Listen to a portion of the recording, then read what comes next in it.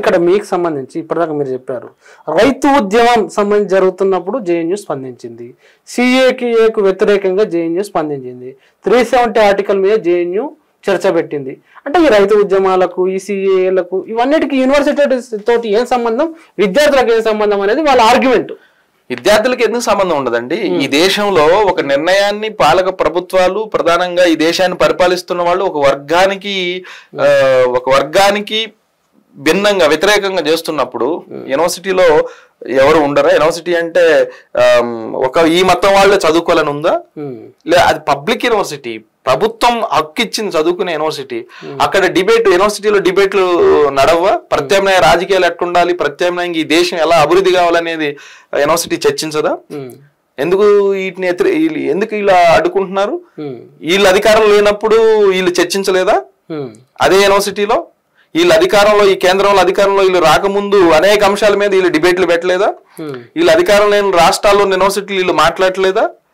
మరి అక్కడ లేనటువంటి బాధ ఇక్కడెందుకు వీళ్ళు ఈ పాయింట్ ని తీసుకుంటారు? ఎందుకు దీన్ని ఎట్లా విద్యార్థులకి ఏం సంబంధం అంటారు? విద్యార్థులకి ఏం సంబంధం లేకుండా ఉండదండి. విద్యార్థులు అనేవాళ్ళు ఖచ్చితంగా రాజకీయాల్లో భాగం. విద్యార్థికి అది తెలిసినా తెలియకపోయినా. భగత్ సింగ్ కూడా అంటాడు, ఇక్కడ నేను భగత్ సింగ్ మాట కూడా చెప్తున్నా. భగత్ సింగ్ కూడా ఏమంటాడని అంటే, ఏ విద్యార్థి యువకుడు అయినా సరే మేము అందరూ అనుకుంటారు పొలిటికల్స్ అనుకుంటారు, కానీ పాలిటిక్సే వాళ్ళ లైఫ్ ని డిసైడ్ చేస్తాయని భగత్ సింగ్ అంటాడు. పాలిటిక్సే ఈరోజు ఈ దేశాన్ని నిర్ణయించేది. ఆ పాలిటిక్స్ లోకి సరైనటువంటి మార్గంలో విద్యార్థి వచ్చినప్పుడు ఈ దేశం బాగుంటది. ఈ దేశం గురించి ఆలోచించే విద్యార్థులు, ఈ దేశం గురించి మాట్లాడే విద్యార్థులు, ఈ దేశం అభివృద్ధి కావాలనే విద్యార్థులు నిజంగా రేపు రాజకీయాల్లోకి వస్తేనే దేశం బాగుంటది. ఇక్కడ ఆ విద్యార్థులకి సంబంధం లేదని వాళ్ళు ఎట్లా అంటారు? అనకూడదు కదా. మీకు సంబంధించి ఇప్పుడు ఈ గెలిచిన ఎలక్షన్లలో ఏ సంఘాలు వీళ్ళు అంటే ఒక కూటమి వెళ్ళినట్టు కదా, ఏ సంఘాలు కలిసిపోయినా ఎట్లా జరిగింది? ఒకటండి, ప్రధానంగా జేఎన్యూలో ఈసారి 2019 తర్వాత ఎన్నికలు జరిగాయి. ఈ ఎన్నికల్లో ఎస్ఎఫ్ఐ ప్రధానమైనటువంటి పాత్రతో పాటు అక్కడ AISA, all India students association, AISF, democratic students federation DSF, ఈ 4 సంఘాల కూటమితో ఒక లెఫ్ట్ కూటమి ప్రధానంగా ఫామ్ చేసి విద్యార్థులకు వెళ్ళాం. వెళ్ళడానికంటే ముందు యూనివర్సిటీ గత స్టూడెంట్ యూనియన్ అప్పటి నుంచి ఇప్పుడు దాకా ఏం చేసింది యూనివర్సిటీలు అనే దాన్ని యూనివర్సిటీ జనరల్ బాడీ మీటింగ్ పెట్టి విద్యార్థులందరికీ చెప్పాలి. యూజీబీఎం అంటారు దాన్ని. యూజీబీఎం జరిగిన రోజున అక్కడ ఏబీవీపీ చేసిన అరాచకం ఏంటి? ఏం చేసింది? బయట నుంచి యూనివర్సిటీకి సంబంధం లేనటువంటి ఆర్ఎస్ఎస్ కార్యకర్తల్ని, బీజేవైఎం కార్యకర్తల్ని తీసుకొని వచ్చి విద్యార్థులందరి మీద దాడి చేసింది. అన్ని వీడియోస్ వచ్చినాయి, అన్ని అంశాలు బయటకు కనపడుతున్నాయి కదా. సైకిళ్ళు తీసుకొని విద్యార్థి మీదకి వేశారు. ఆ యూనివర్సిటీలో చదువుకుంటున్న ఏబీవీపీ నాయకులే కత్తులు పట్టుకొని, కట్టెలు పట్టుకొని విద్యార్థుల మీద దాడి చేశారు. సైకిళ్ళు తీసుకొని మీదేశారు, సైకిల్ చైన్లు తీసుకొని కొట్టారు. ఇంత అరాచకం సృష్టించిన తర్వాత ఎవరి మీద యాక్షన్ తీసుకున్నారు? తీసుకోలేదు. అయినా సరే ఎలక్షన్ ని ఒక రకంగా వాళ్ళకు ఉపయోగించుకోవడం కోసం అన్ని రకాల ప్రయత్నాలు చేశారు. కేంద్ర మంత్రులు యూనివర్సిటీలో పోయారు, రకరకాల రాష్ట్రాల వాళ్ళ విద్యార్థులు ఉంటే ఆ రాష్ట్రాలకు సంబంధించిన ఎంపీలతో మాట్లాడించారు, ఆ రాష్ట్రాలకు సంబంధించినటువంటి బీజేపీ నాయకులతో మాట్లాడించారు. డబ్బులు పెట్టి విద్యార్థులందరినీ బస్సులు పెట్టి ఆ మొత్తం ప్రాంతాలు తిప్పారు. మంచి భోజనం ఆఫర్ చేస్తానే పేరుతో బిర్యానీ విద్యార్థుల్లో పెట్టే ప్రయత్నం చేశారు. అక్కడ కూడా కొన్ని మతానికి సంబంధించిన అంశాలు కూడా ముందు తీసుకొచ్చే ప్రయత్నం చేశారు.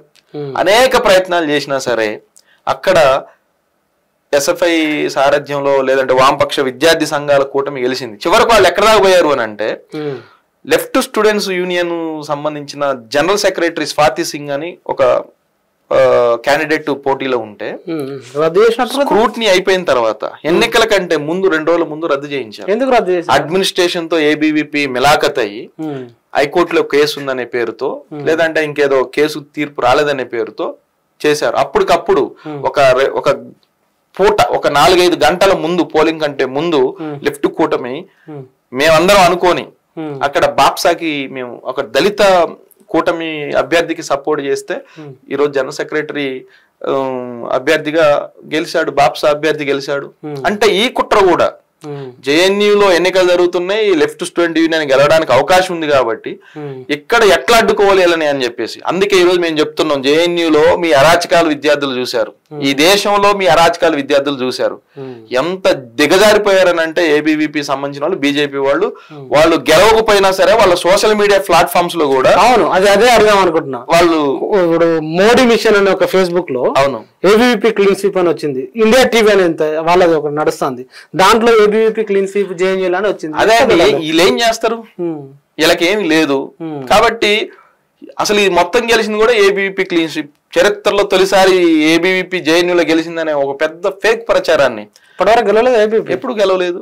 1969 లో యూనివర్సిటీ ఏర్పాటు అయితే ఇప్పటికి ఒక 22 సార్లు ఎస్ఎఫ్ఐ గెలిచింది, ఒక 11 సార్లు ఐసా గెలిచింది, మిగతా సార్లు అక్కడ ఉన్న దళిత ఇతర లెఫ్ట్ ఆర్గనైజేషన్స్ కూటమిలో గెలిచారు తప్ప ఏబీవీపీకి అక్కడ విద్యార్థులు ఎప్పుడు స్థానం ఇవ్వలేదు, ఇప్పుడు కూడా స్థానం ఇవ్వలేదు. 42 కౌన్సిలర్ పోస్టుల్లో 42 కౌన్సిలర్ పోస్టులు లెఫ్ట్ కూటమి గెలిచింది. 4 సెంట్రల్ ప్యానల్ అంటారు, ఒకటి president, general secretary, vice president, joint secretary, ఈ 4 కీలకమైన పోస్టుల్లో కూడా ఏబీవీపీ 0. మరి నిజంగా మీరు విద్యార్థుల పక్షాన్ని ఉండుంటే, లేదు విద్యార్థుల పక్షాన్ని అనట్లే, మేము ఈ దేశానికి మీరు తీసుకునే ప్రతి ఏదైతే పాలసీ కరెక్ట్ అనుకుంటే మరి మీరు గెలవాలి కదా.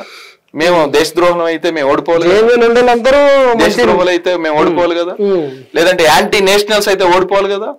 ఈ రోజు విద్యార్థులందరూ యాంటీ నేషనల్సా? 7,000 మంది విద్యార్థులు ఉన్నారు, 5,600 పైగా ఓట్లు అక్కడ పోలేని, 73% పోలేని. ఈ ఓటు వేసిన ప్రతి విద్యార్థి యాంటీ నేషనా? ఎంత దాకా పోయారు అని అంటే వీళ్ళకి అనుకూలంగా మార్చుకున్నారు. ఈ విద్యార్థి ఓటింగ్ సెంట్రల్ యూనివర్సిటీలో ఓడిపోతుందని చెప్పేసి సియుఈటి అనే పేరుతో ఒక దాన్ని తీసుకొచ్చారు, అంటే సెంట్రల్ యూనివర్సిటీల కామన్ ఎంట్రన్స్ టెస్ట్. దీని ప్రకారం ఏం చేస్తారు, ఏ యూనివర్సిటీ ఆ యూనివర్సిటీ పెట్టుకునే అవకాశం యూజీసీ కల్పిస్తే ఎడ్యుకేషన్ పాలసీలో భాగంగా సియుఈటిని తీసుకొచ్చారు. సియుఈటి అంటే ఏంటి, ఉత్తరప్రదేశ్ లో ఉన్న బీజేపీ వాళ్ళని కూడా ఆర్ఎస్ఎస్ వాళ్ళని కూడా పలానా కేంద్రీకరణ చేయాలనుకున్నప్పుడు ఆ యూనివర్సిటీకి వీళ్ళు పంపే అవకాశం ఉంది. అట్లా మార్పులు చేసుకొని ఎక్కడ ఈ దేశంలో ఉన్న వాళ్ళు ఎక్కడి నుంచి అయినా రాయొచ్చు, రాసిన వాళ్ళు ఏ యూనివర్సిటీకి అయినా పోవచ్చు అనే ఒక కీలకమైనటువంటి దాన్ని కూడా చేసుకున్నారు. అయినా సరే హైదరాబాద్ సెంట్రల్ యూనివర్సిటీలో ఎలాంటి బుద్ధి చెప్పామో ఈరోజు జేఎన్యూలో అలాంటి బుద్ధి చెప్పాము. రేపు భవిష్యత్తులో 2024 సార్వత్రిక ఎన్నికల్లో కూడా విద్యార్థులు ఈ పాలసీతో వస్తున్నటువంటి మోడీకి కూడా ఇదే గుణపాఠం చెప్పడానికి సిద్ధంగా ఉన్నారు.